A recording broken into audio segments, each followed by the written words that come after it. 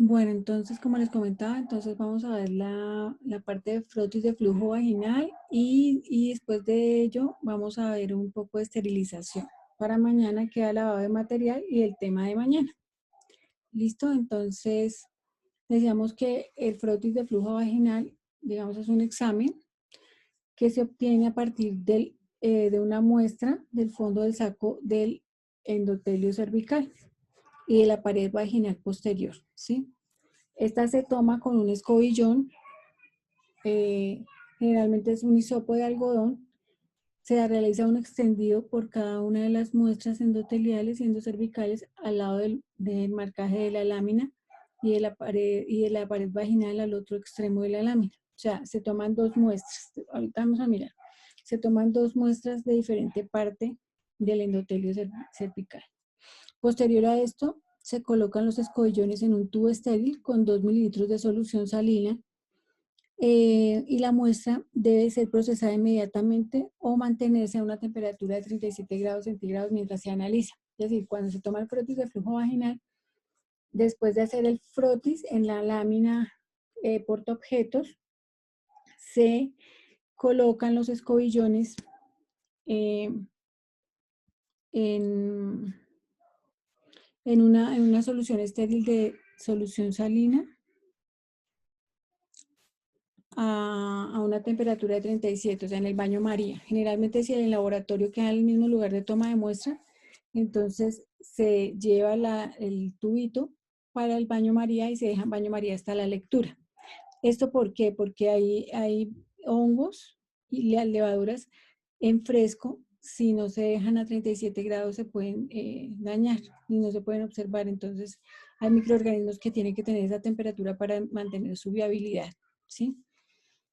Bueno, entonces la condición de la toma de muestra para el paciente, entonces la toma de la muestra debe realizarse en unas fechas lejanas al periodo menstrual.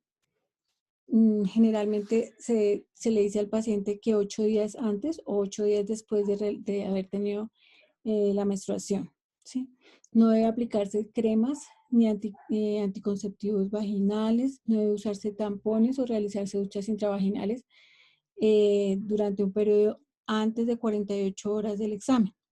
¿Esto por qué? Porque digamos que nos darían unas respuestas falsas a ciertos microorganismos, o sea, de pronto tenemos Gardnerella vaginalis y el lavado la retira, ¿sí? Entonces sería un examen negativo para un paciente que realmente sí es positivo para ese examen.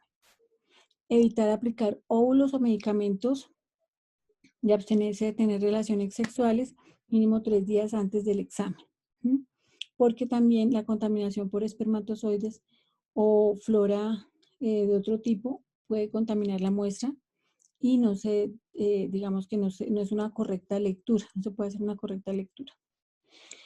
También se debe realizar adecuada limpieza de los genitales externos previamente para eliminar secreciones contaminantes, ¿sí? O sea, se tiene que hacer un lavado normal del cuerpo, sin duchas intravaginales, un lavado normal y lavado vaginal, ¿sí? Externo. Si es una niña que no ha tenido relaciones sexuales, se tiene que informar al personal antes de tomar la muestra, porque digamos que lo tiene que tomar una persona con la debida precaución. Si es menor de edad, debe ingresar con un acompañante a la toma de muestra. Recuerden que todos los exámenes que sean de niños menores de 18 años, tiene que ingresar un adulto mayor para evitar, digamos, alguna complicación o siempre se toman porque los niños pueden decir que les hicieron una cosa y no les hicieron, es decir, es importante que ingresen con un adulto mayor. Si está en estado de embarazo, informar cuántas semanas de embarazo se tiene y si ha presentado alguna hemorragia o manchado genital anormal o si le han informado que tiene placenta previa. ¿Por qué? Porque si tiene placenta previa, podemos acelerar el embarazo y poder tener un embarazo prematuro y digamos que hacerle ruptura de alguna membrana. Entonces, es importante saber cuántas semanas de embarazo se tiene y los sangrados.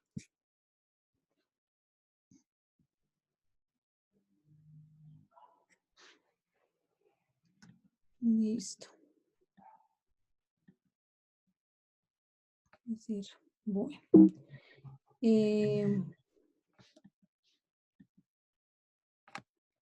Mentiras, anterior. Entonces, todas estas, digamos, son las condiciones que se debe tener en cuenta para la toma del paciente. Sí, para la toma de la muestra de la paciente.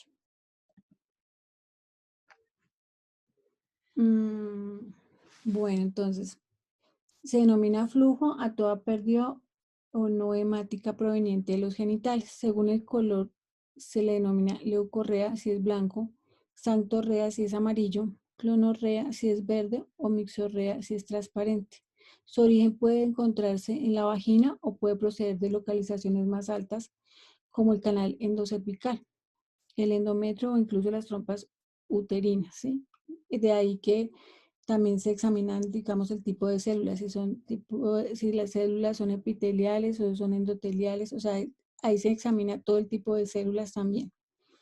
Y sus causas podrán ser fisiológicas por estímulo o hormonal, o sea, cuando estamos cercanas al periodo podemos tener más flujo y puede ser normal. También puede producirse por condiciones fisiológicas de la paciente, que ya es una paciente que produce flujo por algunos tipos de tela en los panties y también puede ser infeccioso por una bacteria. El aumento de las secreciones vaginales es un síntoma muy frecuente en la consulta de ginecología y en la consulta médica general. Aunque puede ser fisiológica y no requiere tratamiento, también puede estar asociada a infecciones que producen inflamación, teniendo unas características de color, consistencia, olor, que ofrecen, digamos, datos de qué tipo de etiología o qué microorganismo puede ser. ¿Sí?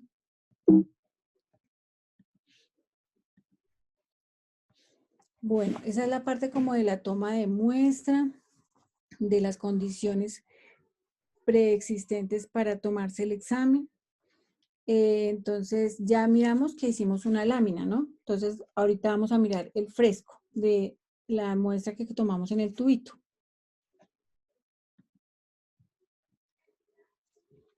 Entonces la técnica, en el portaobjetos se habrá colocado una gota de suero fisiológico en la que se realiza una suspensión homogénea mediante movimientos circulares de la espátula impregnada en la secreción. A veces al utilizar la torunda de algodón se absorbe el suero fisiológico. Eso es verdad, o sea, cuando colocamos la torunda en el suero, a veces la torunda se impregna y absorbe todo el suero, por lo que se recomienda la utilización de las espátulas de madera o de plásticas. Y se debe dejar caer en un cubreobjetos sobre la suspensión preparada, examinándolo inmediatamente con el microscopio. Es lo ideal. Si se deja el escobillón ahí por mucho tiempo, es ideal que se deje una solución más o menos de 2 a 3 mililitros para que no se seque esa muestra. Es preferible comenzar el análisis con aumentos pequeños que permitan obtener una visión panorámica del frotis y después ir aumentando gradualmente a medida que lo vamos revisando. O sea, empezamos a hacer la revisión en el microscopio con un objetivo de 10x, luego pasamos a 40 y en el 40 se lee. No se lee en el de 100, acuérdense, los frescos se leen en el de 40.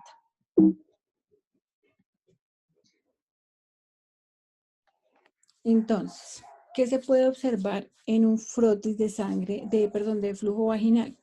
¿Qué se puede observar? En el fresco se pueden observar las células epiteliales vaginales que corresponden al revestimiento epitelial de la vagina. En este epitelio plano poliestratificado está compuesto por cuatro, digamos, estratos: basal, parabasal, intermedio y superficial. Las células de cada estrato presentan unas características morfológicas distintas y tienen distinta presentación según el momento del ciclo, ¿sí? Y que no entraremos en analizar, digamos, a detalle, porque la verdad en el frotis las células no se analizan detalladamente. ¿Cuándo se analizan las células? Las células se analizan su morfología cuando vamos a mirar cánceres de cuello uterino, que generalmente son en los frotis que se utilizan para muestras cuando se va a hacer una citología, ¿sí? Pero cuando vamos a ver el frotis de flujo vaginal normal, no miramos en detalle qué células de qué parte del epitelio son, solo reportamos las células. Las células superficiales presentan un contorno poligonal y tienen un citoplasma amplio. El núcleo es pequeño y pinóptico. Ahí se pueden ver, digamos, que las células que se observan en el frotis de flujo vaginal en esa laminita que encontré. Y son las que más frecuentemente aparecen en los exámenes, por lo que fácilmente son identificadas en ese frotis, en el frotis de fresco. Entonces ahí digamos que no se dice el tipo de célula, sino simplemente como la cantidad por campo. Entonces de 8 a 10, de 10 a... Eso tiene unos estándares para evaluar cuántas células hay en el frotis. Las células basales o parabasales son más redondas y pequeñas con núcleos grandes y centrales.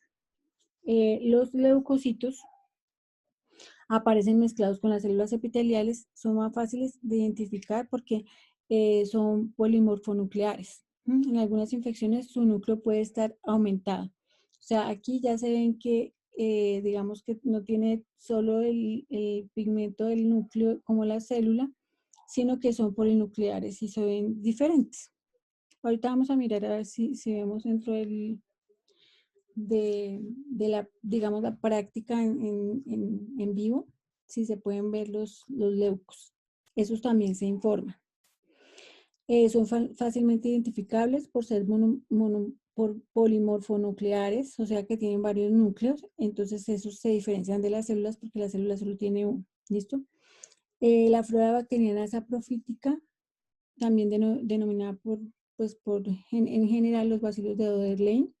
Estos lactobacilos están en abundancia y aparecen diversos entre las células epiteliales, tienen forma de bastoncillos y se encuentran inmóviles, ¿sí? Estos se metabolizan el glucógeno y presentan en las células, liberando ácido láctico que mantiene la vagina con un pH más o menos entre 3.8 a 4.5, ¿sí? Ellos son normales en un frotis de flujo vaginal, o sea, se pueden notificar o reportar como bacilos de Dodelane y son desinfectantes naturales y protegen frente a posibles infecciones, o sea, eso es flora normal de la vagina. Los eritrocitos, lo que estábamos viendo de la sangre, son formaciones ovaladas con forma de disco bicóncavo que aparecen con mayor intensidad si la mujer se encuentra próxima a la menstruación o finalizándola. Por eso es importante que el frotis se haga en periodos lejanos al momento de la menstruación para no reportar eritrocitos que son normales y reportarlos como anormales, ¿sí? La evaluación del frotis en fresco durante el periodo menstrual resulta de poca utilidad, ya que prácticamente las únicas estructuras visibles son las hematíes. Sin embargo, digamos, esto es algo que es de debatir, ¿sí? Porque en el frotis también se pueden encontrar parásitos móviles, como la gardinela. Es que hay gardinela intestinal y gardinela vaginalis. Se pueden encontrar bacterias que no son normales de flujo, se pueden encontrar parásitos, las levaduras no son normales. En frotis de flujo vaginal, las levaduras son patológicas y tienen que tener tratamiento. Entonces, digamos que esto es de debatir. Los patógenos, que es lo que estamos revisando, que finalmente es el propósito, digamos que la cándida, bueno, como más adelante vamos a ver hongos, entonces ahí vamos a ver cándida, tricomona y otros microorganismos, ¿sí? Cuando ya veamos la clase de microorganismos y ya veamos específicamente lo que son hongos como cándida y tricomonas vaginales, ¿sí? Y microorganismos responsables de la vaginosis bacteriana. En resumen, el frotis fresco es una técnica diagnóstica sencilla y digamos que alcanza a reportarse en las consultas para un diagnóstico rápido y realizar un tratamiento adecuado y pronto de un paciente que tiene una infección vaginal. Entonces, digamos que es importante realizar, a veces los médicos no lo envían porque solo mandan el tratamiento y ordenan un tratamiento general. Pero a veces es importante saber finalmente qué es lo que está presentando el paciente en definitiva, no solo darle sindrómico. O sea, el paciente llega y en la consulta le dicen, no, tengo flujo, entonces la médico le da el metronidazol. A veces es importante ir más allá y no solo manejarlo por el sindrómico, sino revisar qué es lo que el paciente realmente tiene. Esa es la parte del fresco. Ahora viene la coloración del GRAM. Entonces, la coloración del GRAM es de la muestra que tomamos del frotis de flujo. Entonces, hacemos una coloración. Entonces, la tinción de GRAM o coloración de GRAM es un tipo de tinción diferencial. A alguien le tocaba esa tarea, pero bueno, no sé si ya lo vimos, pero como así rapidito. Entonces, esa tinción diferencial es empleada pues, por bacteriología para la visión de bacterias, sobre todo muestras clínicas. Su nombre viene de un bacteriólogo que se llamaba Christian Gram, que desarrolló esa técnica en 1884 y se utiliza tanto para poder referirse a las morfologías celulares bacterianas, tanto de gram positivas como de gram negativas. O sea, entonces, las gram positivas son las bacterias que se visualizan de color morado y las gram negativas, que esta lámina que ustedes ven ahí es casi de todas gram negativas, bueno, claro que tiene gram positivas también. Las gram negativas son las que se visualizan de color rosadito. Entonces, gram negativas, color rosado, gram positivas, color morado. Entonces, la técnica de la tinción de gram tiene unos colorantes, como vimos las otras colorantes anteriores. El cristal violeta, entonces es el colorante catiónico, penetra en todas las células bacterianas, tanto en gram positivas como en gram negativas, a través de la pared de la membrana de la bacteria. El Lugol, que es un compuesto formado por yodo y yodo de potasio y siluiterio, los cuales están presentes para solubilizar el yodo y actúan de modo mordiente, haciendo que el cristal violeta se fije con mayor intensidad en la pared de las células bacterianas. El yodo entra en las células y forma un complejo insoluble en solución acuosa con el cristal violeta. O sea, primero se coloca el cristal, luego el Lugol como para fijar. Luego se coloca una mezcla de alcohol, acetona, que es un alcohol que se utiliza para coloraciones. Se agrega, sirve para realizar la decoloración, ya que la misma es soluble en el complejo de yodo, cristal violeta y los organismos gram positivos no se dejan de colorar. O sea, cuando se coloca el alcohol acetona,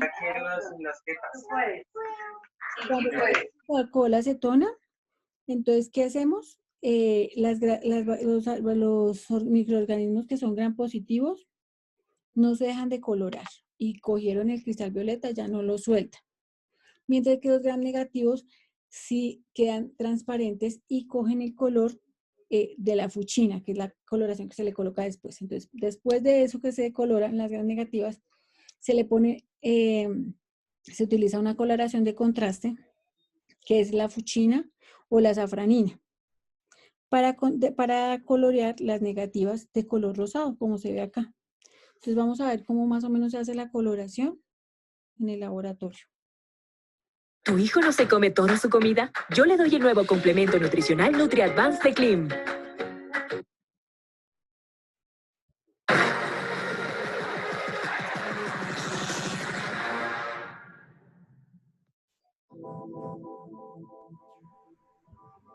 Profe, qué pena, es que no se ve el video. Ah, sí, espérate, sí. Tienes toda la razón. Ya la pongo. Listo. Listo. ¿Listo?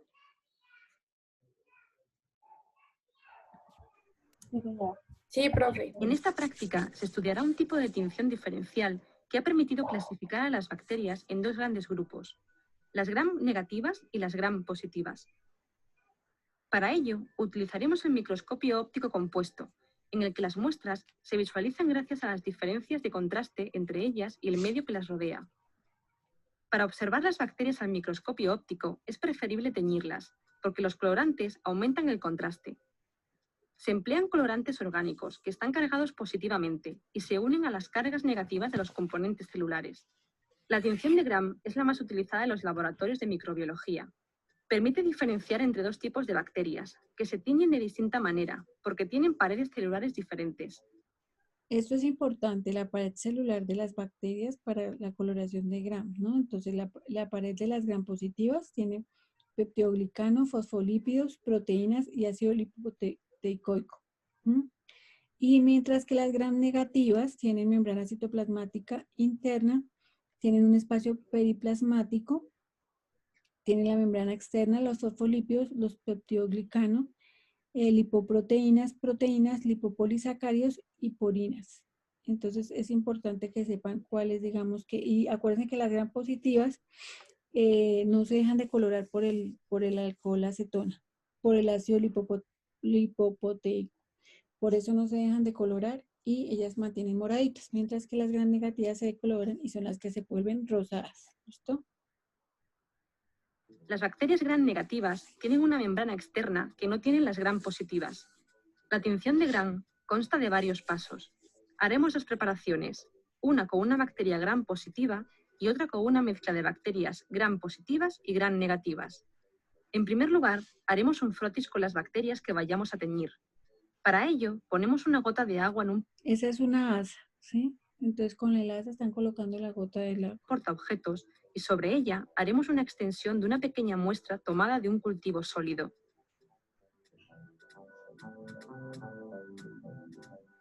Entonces, acá la técnica la hicieron directamente de un cultivo bacteriano, ¿no? Pero generalmente para lo que estábamos viendo de frotis de flujo vaginal, se toman las bacterias que salieron del endotelio cervical y se extienden en la lámina. Dejamos secar. Podemos hacerlo con la ayuda del mechero. Fijaremos las bacterias con calor. Para ello, pasaremos el portaobjetos por encima de la llama con la muestra mirando hacia arriba. Añadiremos cristal violeta. Dejaremos actuar el colorante durante 1 minuto para que tiña a todas las bacterias Gram positivas y Gram negativas.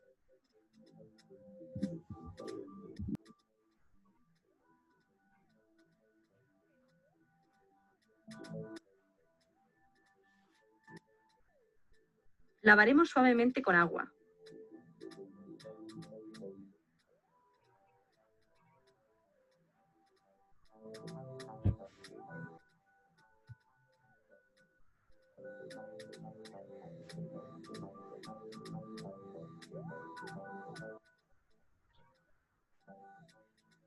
Añadiremos Lugol y dejaremos actuar 30 segundos. Este actúa como mordiente, fijando el colorante.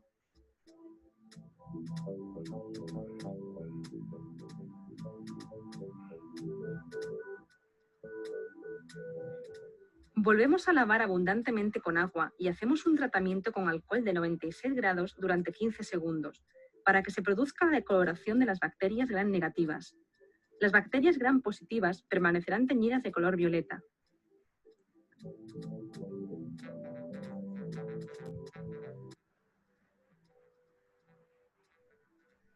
Lavamos abundantemente con agua. Al hacer 2 preparaciones, este paso lo haremos por separado, ya que es crucial para la tinción respetar el tiempo.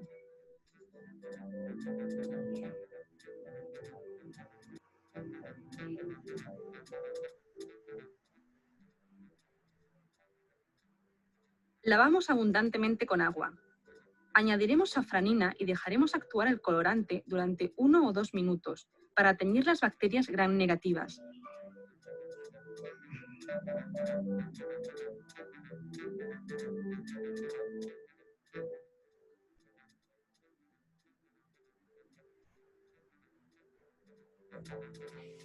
Finalmente, lavamos abundantemente con agua y dejamos secar la preparación.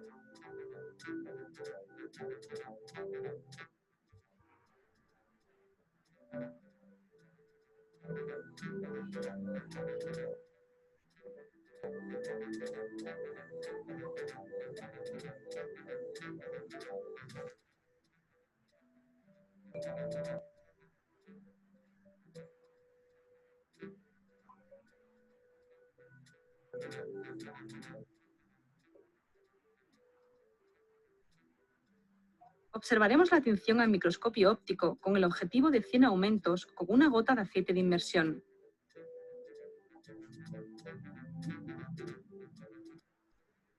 En la tinción de Gram, finalmente, las bacterias Gram negativas se tiñen de rosa o rojo por la safranina y las Gram positivas de violeta por el cristal violeta.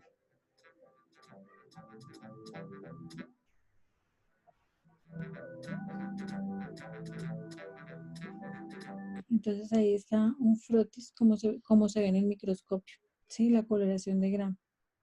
Ahí se ven los bacilos Gram negativos que son rosaditos y los bacilos Gram positivos que son morados. Entonces ahí ya dependiendo, por ejemplo, algunos patógenos, algunas bacterias que son patógenas en el frotis de flujo vaginal son por lo menos la Gardnerella vaginalis, es una bacteria patógena. Es un cocobacilo Gram variable negativo, entonces se tiñe de rosadito, ¿no? Por ejemplo. Entonces uno ya las diferencia dependiendo de la morfología de la bacteria.